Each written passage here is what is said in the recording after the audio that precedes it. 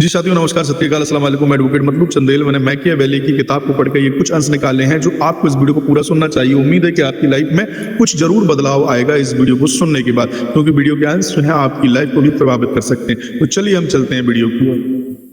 तुम्हें बचपन से एक झूठ बेचा गया था, कहा गया अच्छे बनो, ईमानदार बनो, सबकी मदद करो, अपनी सफाई देते रहो ताकि लोग तुम्हें गलत ना समझें। लेकिन कभी किसी ने तुम्हें नहीं बताया कि दुनिया सम्मान उन लोगों को नहीं देती जो सबसे अच्छे होते हैं। दुनिया सम्मान उन्हें देती है जिनके पास विकल्प होते हैं, ऑप्शंस होते हैं, जिनके पास शक्ति होती है, पावर होती है, और जिनके पास दूसरों के फैसले को प्रभावित करने की क्षमता होती है, कैपेसिटी होती है। यहीं से खेल शुरू होता है। यही एक आरंभ खेल है। जरा समझिएगा दुनिया का।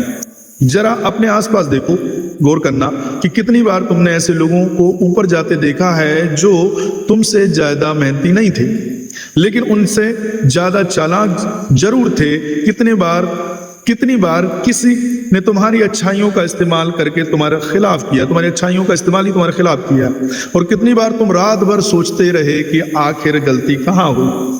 गलती तुम्हारे इरादों में नहीं थी, गलती उस प्रोग्रामिंग में थी जो तुम्हारे दिमाग में बचपन से डाल दी गई है।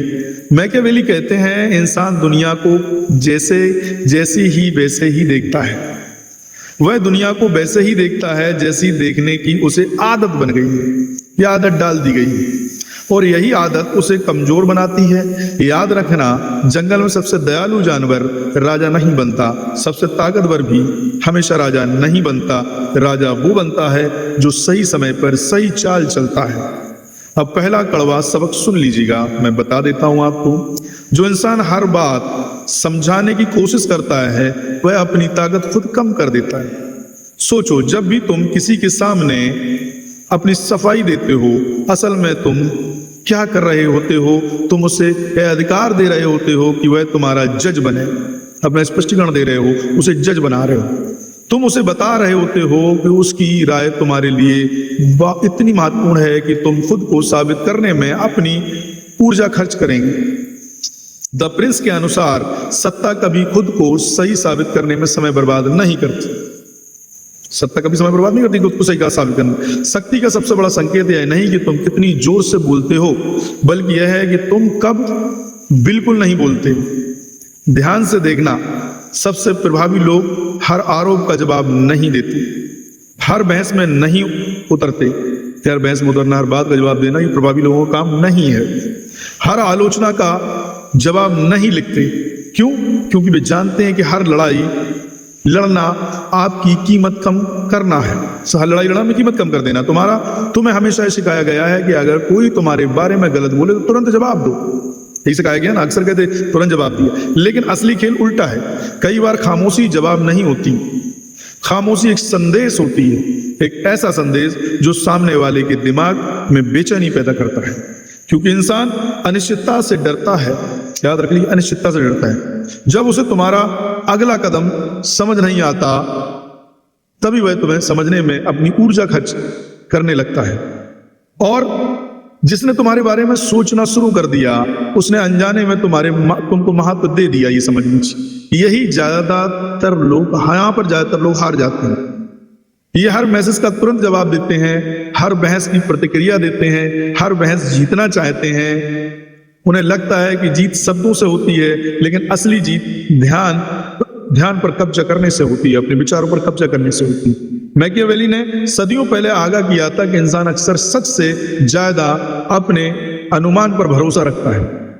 इसलिए जो व्यक्ति खुद को पूरी तरह खोल देता है वह अनुमान की ताकत खत्म कर देता है, और रहस्य खत्म होते ही प्रभाव भी खत्म होने लगता है।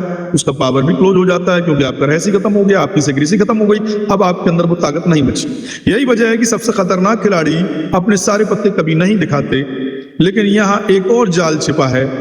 तुम सोच रहे होंगे कि सिर्फ चुप रहना ही ताकत है।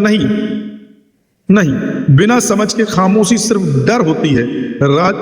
रणनीति खामोशी और मजबूती की खामोशी में रणनीति मजबूती खामोशी में, उतना ही फर्क है जितना शिकारी और शिकार में। ये भी दोनों में समझ लीजिए फर्क है। समस्या यह है कि तुम्हें कभी यह सिखाया ही नहीं गया कि कब बोलना है और कब किसी इंसान को उसकी अपनी कल्पनाओं में उलझा कर छोड़ देना। यहीं से दूसरा कड़वा से शुरू होता है।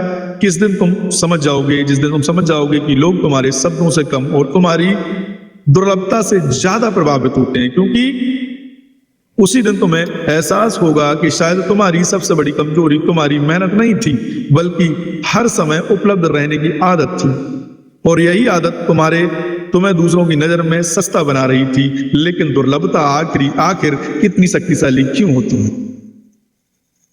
और क्यों पूरी दुनिया उसी चीज के पीछे भागती है जो आसानी से नहीं मिलती? यही वो नियम है जिसे समझे बिना ज्यादातर लोग पूरी जिंदगी खेलते तो हैं लेकिन कभी जीत नहीं पाते। आखिर दुर्लभता इतनी शक्तिशाली क्यों है? क्यों पूरी दुनिया उसी चीज की कीमत बढ़ा देती है जो आसानी से नहीं मिलती? उसकी कीमत लगातार बढ़ती है। जवाब सुनने में आसान है लेकिन स्वीकार करना मुश्किल है। इंसान किसी चीज की असली कीमत नहीं देखता, वो उसकी उपलब्धता देखता है। अगर कोई इंसान हर समय तुम्हारे लिए मौजूद है, तो हर कॉल उठाता है, हर मैसेज का तुरंत जवाब देता है, हर मौके पर हाँ कह देता है, तो धीरे धीरे उसका महत्व ही खत्म हो जाता है। तो अपना महत्व खत्म मत करिए। मैं केवल यही समझाने की कोशिश इस वीडियो में की।